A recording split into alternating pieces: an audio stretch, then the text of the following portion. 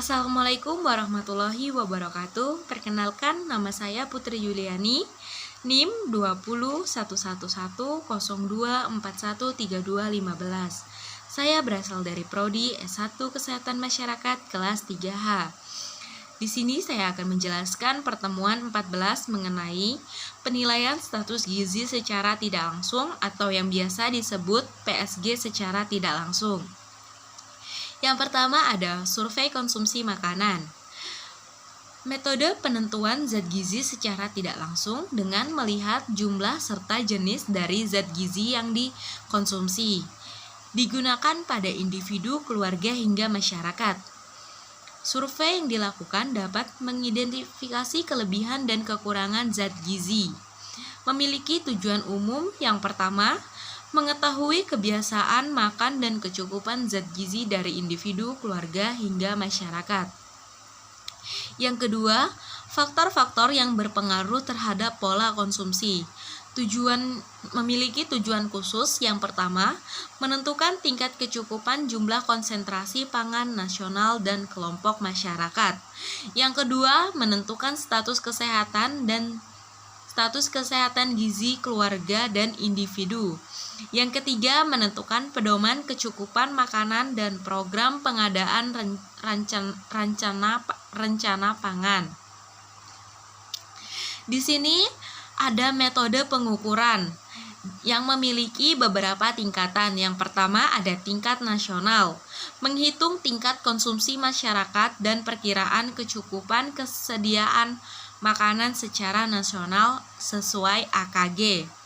Yang kedua ada tingkat rumah tangga. Yang pertama ada pencatatan, yang kedua ada metode pendaftaran, yang ketiga ada metode inventaris, dan yang keempat ada pencatatan makanan rumah tangga. Tingkatan selanjutnya ada tingkatan individu. Yang pertama ada resal 24 jam. Yang kedua ada perkiraan catatan makanan. Yang ketiga ada penimbangan makanan. Yang keempat ada riwayat diet. Dan yang kelima ada frekuensi makanan. Di sini penilaian status gizi secara tidak langsung yang kedua ada statistik vital. Menganalisis data beberapa statistik kesehatan. Yang pertama ada angka kematian berdasarkan umur. Yang kedua ada angka kesakitan dan kematian akibat penyebab tertentu dan data yang berkaitan dengan gizi. Penggunaan lebih sebagai bahan pertimbangan dari bagian indikator tidak langsung dalam pengukuran status gizi masyarakat. Statistik vital, angka kematian berdasarkan umur.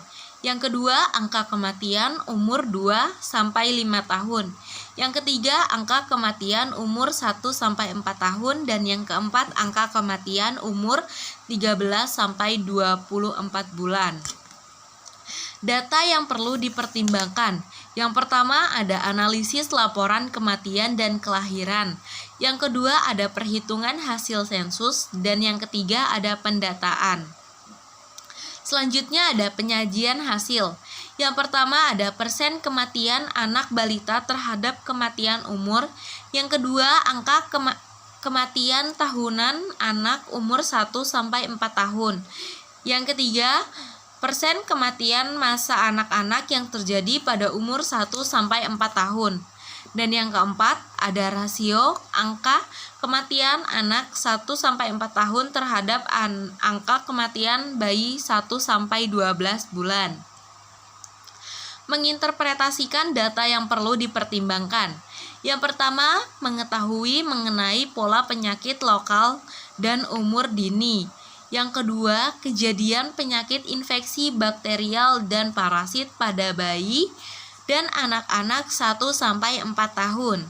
Yang ketiga, menganalisis faktor lingkungan yang mempengaruhi terjadinya malnutrisi. Yang selanjutnya ada statistik pelayanan kesehatan. Yang pertama ada puskesmas dan rumah sakit.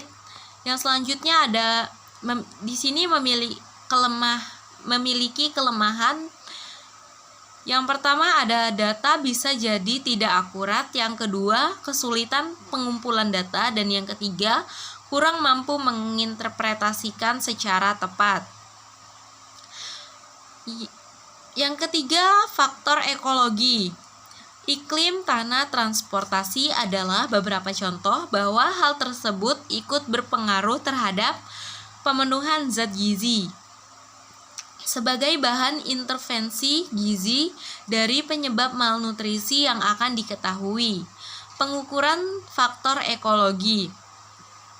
Yang pertama, keadaan infeksi. Yang kedua, konsumsi makanan. Yang ketiga, budaya.